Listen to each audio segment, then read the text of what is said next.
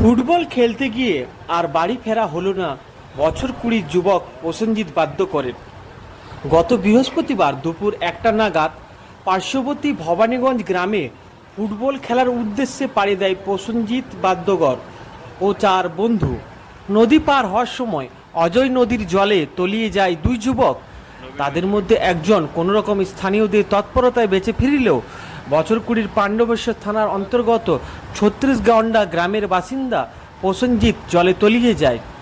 প্রায় 28 থেকে 30 ঘন্টা প্রশাসনের উদ্ধারকারী দল নদীর মধ্যে তল্লাশি চালালেও উদ্ধার করা যায়নি প্রসেনজিৎকে।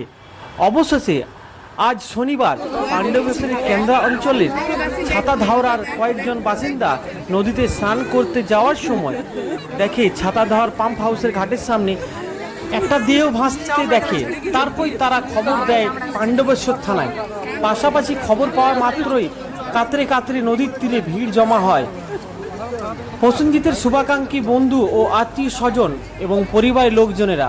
অবশেষে ঘটনাস্থলে উপস্থিত হয় পাণ্ডবেশ্বর থানার পুলিশ প্রসেনজিতের মৃতদেহ উদ্ধার করে ময়না তদন্তের জন্য নিয়ে যায় দুর্গাপুর মহকুমা হাসপাতালে। ঘটনাকে ঘিরে এলাকায় জুড়ে নেমে এসেছে শোকের ছায়া।